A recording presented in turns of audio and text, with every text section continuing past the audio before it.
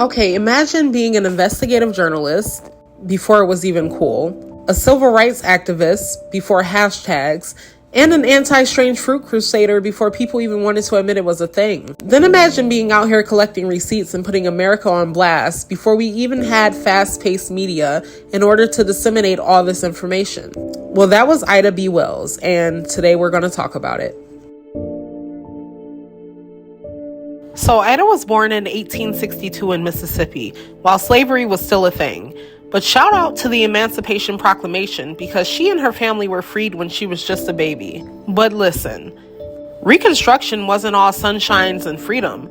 It was more of the facade of freedom, Jim Crow laws. But I digress. So in Ida's teens, tragedy struck. Her parents and younger brother died from yellow fever when she was just 16 years old. And even at that young age, Ida knew that she couldn't fold. So instead of crumbling, she decided to become a teacher to keep her surviving siblings together. So fast forward to 1884. Ida is on a train on her way to a teaching job in Tennessee.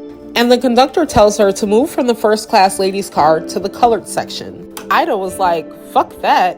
And when they tried to physically remove her, she bit the man's hand. Yeah. But what's even better than her biting the conductor's hand is the fact that she turned around and sued the railroad company and won.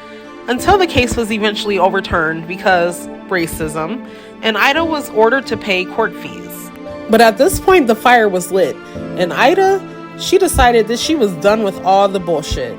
So Ida started writing about all racial injustice, and let me tell you, she had the pen game on lock. She wasn't sugarcoating anything. She was calling people out by name, exposing corruption, and making folks very uncomfortable. Then came her deep dive into strange fruit. And if you don't know what strange fruit is, Google can help you, okay? See, white folks were out here justifying these acts by claiming black men were attacking white women. Ida was like, let's look at the facts. And of course, the facts showed that none of these deplorable acts had anything to do with assaults on white women. But they had everything to do with keeping black people in fear and out of power. And when she published her findings, white supremacists were big mad. They literally burned down her newspaper office in Memphis. But that didn't stop Ida. She took her receipts global, hitting up Europe and spreading the word internationally. Oh, and I almost forgot to mention, she co-founded the NAACP.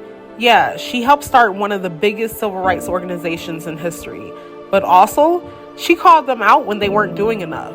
That's right, she wasn't about special treatment, and she held them just as accountable as any other group. And when women's suffrage was on the table, she was fighting for black women's rights to vote, while white feminists were out here trying to keep the movement segregated. Ain't that a bitch? Ida lived long enough to see some of her work pay off, but she never stopped fighting. She was giving speeches, writing books, and running for office when it wasn't even a thing for black women. She was fearless, unbothered, and always 10 steps ahead. And honestly, if she were around today, she'd probably be on CNN reading politicians for filth. So the next time someone tries to downplay the power of journalism, remind them that Ida B. Wells went up against the entire system and shook the hell out of it. She didn't wait for permission, she didn't play nice, and she definitely didn't back down.